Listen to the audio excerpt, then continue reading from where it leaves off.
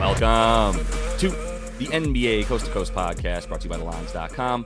Coming to you from the West Coast, Josh Lander, joined by Nate Weitzer on the East Coast. And we've got play props here for you on Monday. 8 games to choose from in the NBA here. We are coming off a pretty hot week last week, Nate. Definitely crushed the play props, including on Friday where we were up about 2.5 units for everybody there on the night. So we will continue to truck along here. Continue to follow along if you would, like and subscribe to that page. Also, head to thelines.com. Check out the great content we're putting up on the site right now and use that odds finder tool to make sure that you're getting the best odds available to you from all of these books giving us bets this season. A very fun first pick that we're both talking about here. James Harden is the topic of controversy between Nate and myself, but I think we could still both be right in a way. We'll get into it right now, Nate. Let's get your first play prop out there. Yeah, the wins are changing here. I will take James Harden, 23.5 points, assists at even money. I have felt confident enough to say 1.5 on that. And, as somebody who has been fading the Clippers consistently over their first 5-6 games with Harden, this should be taken, with some heavy advice here, because what I saw is them kind of get it together, or Harden kind of, be like, all right, he's ramped up. The ramp up is over. His little preseason with the Clippers while they're actively trying to win games is over. And he is the point guard now with Russ accepting a sacrifice, going to the bench, getting out of the way, and letting Harden run this thing. And in his last two, he's averaged 22.5 points, 5.5 assists, and played 35 minutes per game. So to say, if you don't trust the assists, and you like just the scoring, it's 17.5, and you can still get pretty good juice there. But I mean, the number that really stuck out to me is when he was on the floor against Houston, 39.5% assist rate. Just, again, truly the point guard.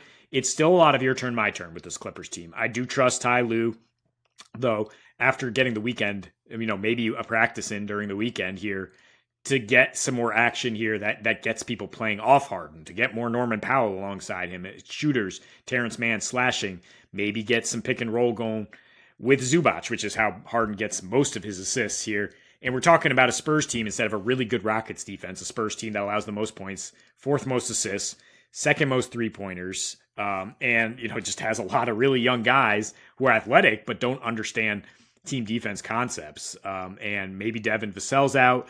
You're talking about Jeremy Sohan at point guard, who's a good defender if he was guarding his position, but he's not going to keep James Harden in front of him. And Harden, look, just the eye test, he looks spry. And so did Paul George, so did Kawhi. We barely clung to that Rockets cover, which was great because we had a lot tied up in that on Friday. But it was kind of like I was watching that eye test and say, okay, yeah, here come the Clippers. Like, it's time to stop just fading them completely. Harden heard some of the noise about him being a suck on this team. I mean, how could you not? You're 0-5 while your former team has the best record in the East at the time. And he started to ramp up and really brought it. And I think in this matchup against the Spurs, we're going to see him continue to cook. Yeah, I mean, it's all sound logic, because when I was looking at this bet as well, I was saying to myself, obviously the time is nigh for Harden to take advantage of Russ going to the bench and coming off of the bench. I still just think that the style of play for this team overpowers James Harden's style of play. I know he's the system.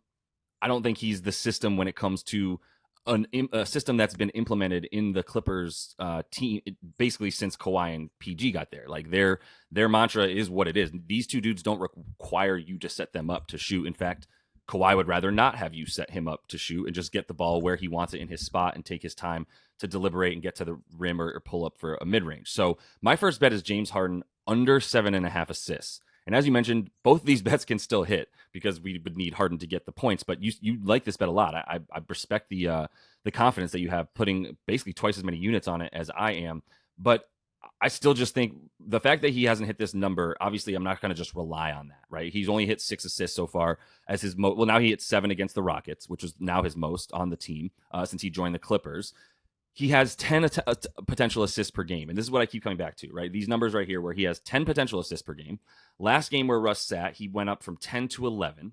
I understand the comp that we're talking about here in Houston versus this defense that he's playing tonight, obviously for the Spurs, which is somewhat non-existent. But the potential assists are what I get to. So the Clippers, 20 assists total per game, right? That's what they got last game. They averaged fewer than that on the season and have averaged fewer of that since James got there. The type of ball that they play is just tied up in the stats that they have here with their passes. So they pass the ball the fewest amount of times, just straight up. Like however you want to count a pass to another player, they don't do it very often. Far and away, like 80 times fewer than the team who has the most passes in the league right now, which I believe is the Kings. In the all of these games that he's played with them too, overall this team has the third fewest assists per game. They have the few secondary assists per game, right? Because they're not passing the ball to then pass the ball to get the guy open because of ball movement. And they have the fourth fewest assist points created. So it's just right, all the unassisted field goals. That's the largest percentage of their shots that they're making. They're still in the top 5 in terms of lowest percentage, however you want to look at it. They just don't get assists on their field goals percentage wise. And they've been that way since these two got here, especially last season. Like I said, also bottom 5. I think the Spurs, I understand what we're saying here about giving up a ton of assists to point guards. They're about average in terms of allowing assists to point guards. You want to be able to look at what that means. Like, you want to look at the matchups a little bit more deeply than just going, well, it depends which point guards they're playing. But I think the overall premise here is like they're giving up 8.5 assists per game to point guards, including the backups. And Russ coming in and playing 26 minutes, I understand he'll have less time on the floor with James Harden, but there's still some time on the floor, and he is going to be the point guard when he's in there with the second unit and Harden's not on the floor, which will be more likely, because why would he go to the bench? Like, he went to the bench because of Harden. He didn't go to the bench because of the other guys, right? So he's probably still not going to get many minutes with him, which will eat into Harden's stuff a bit. So I just think the style of play will trump it. If I go down with the ship on this one, then I'll find a better spot next time to take Harden under assist rather than taking it against a Spurs team where there might be a few more points in this game than we're used to with the Clippers. But I'm still fading it, man. I still think that the style of play is going to trump everything here. Yeah, I mean, and there's room for it to hit. I guess, yeah, style of play being different. If you just look at the last 5, though, the Clippers have won over the Spurs, scoring 125, 27.5 team assists. So if you just think about it as Ty Lue coaching against Greg Popovich's, young, inexperienced defenders, that's what tends to happen. And I'll trust the assist rate. I'm not banking on the assist. Again, like more faith in Harden scoring, but going around like 18-6, 18-7, which still does get you under this. I mean, I would advise the viewers not to try to middle it and bet both of these things, but just take whatever you feel better about, whatever your eyes have told you about these last couple games with Harden. Moving on, over 7.5 assists for Domantas Sabonis. And that is with the Kings at the Pelicans, a game with a 238 and climbing total. And I think the number, I mean, you get plus 115 odds, which is great here because De'Aaron Fox has been back for the last 3 here.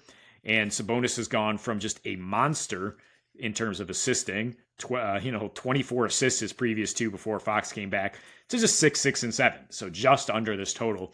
Still on the season, averaging 12.6 potential assists per game. Still in those 3 games, he had a 27.5% assist rate.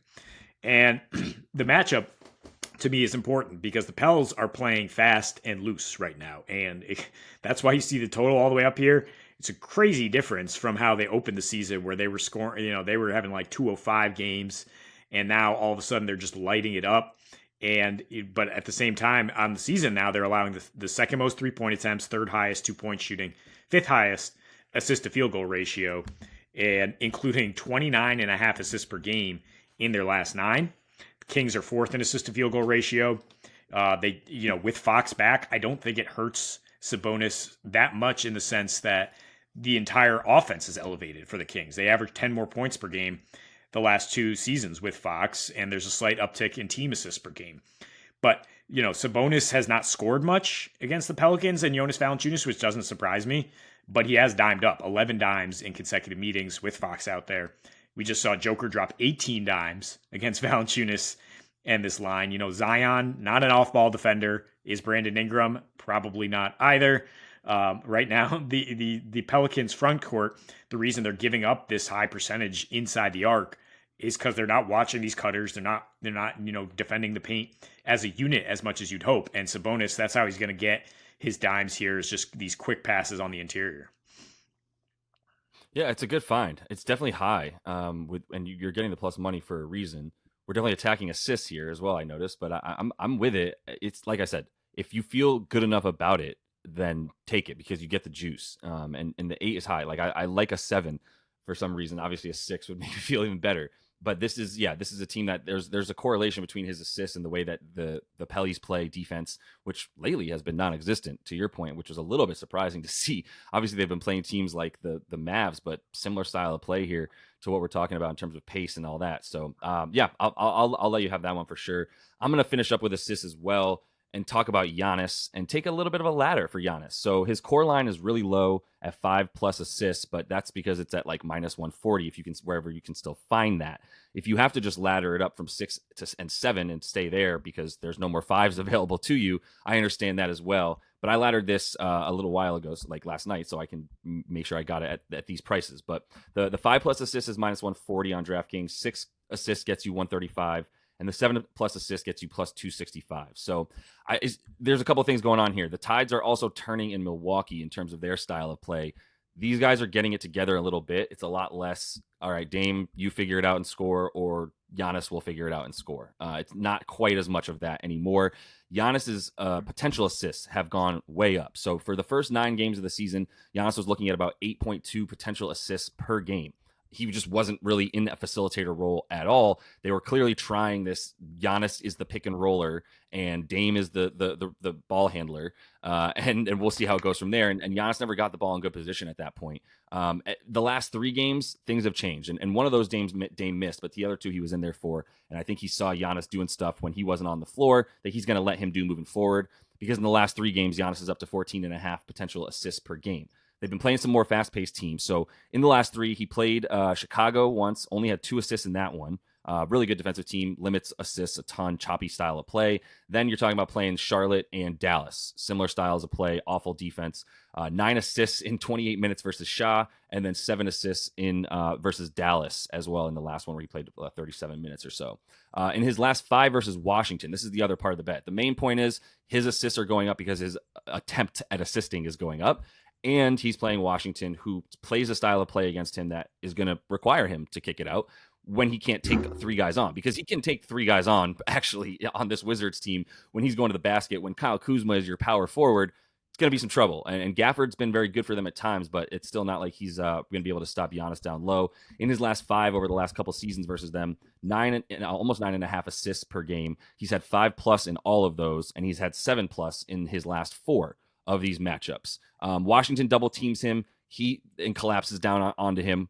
He kicks it out, right? He's got 23 points in the paint per game against them, dating back to last season. He's just owning the paint. And it's 7.5 of those on average are coming from fast breaks as well, where he's just getting down there. He also averages, Nate, 2 assists per game in transition over the last 3 versus Washington dating back to last season, because of the fact that, like I said, if he's in transition, he's good to either pass it or finish it. If he's getting the ball down low, he's getting triple teamed at times. That's why he has 17 potential assists against the Wizards last season, because he's just had to kick out so often. And guys were wide open so often as well, which is what you continue to buy into in this one. So I think the style of play for Giannis, he's going to be running downhill a ton. He'll probably get plenty of free throws, but it also seems like it's a really good opportunity for him to keep diming up against this Wizards team. Yeah, a team that puts Denny Avdija and Kyle Kuzma on him, right? Not exactly a lot of resistance, so they have to double team. They have to kick out. I'm going to take it, I'm going to use that as a correlation to say, let's get Malik Beasley in here to hit 3 threes, because you said you're going to be kicking out to open guys. That's the guy, right? I mean, no Jay Crowder, no Marjon Beauchamp tonight. Beasley, pretty much a lock for 30+ minutes, has hit 17 threes in his last 4 here. And, really starting to actually be like the third option at times when Brook Lopez is not getting much going on offense. But I mean, he can go way over this in terms of 3 threes, but it's plus 134 at FanDuel. So I will go back to that and maybe you want to look at some same game parlays with a 245 total here, Giannis 25+, 10+ boards, whatever you want to do with the fast paced Wizards. Should be plenty of stats to go around. Yeah, for sure. That's why I think we both looked at that a couple of these high scoring games today as well. So That's all the time we have for you on a Monday here with these player props. Continue to follow along. Subscribe to that page. Much appreciated. Check out the best bets that we also have up for you. We're up 21.1 units on the season, by the way. Should just make that clear in total. It's a solid record, and we are making some money over here. So until we do see you next, happy betting.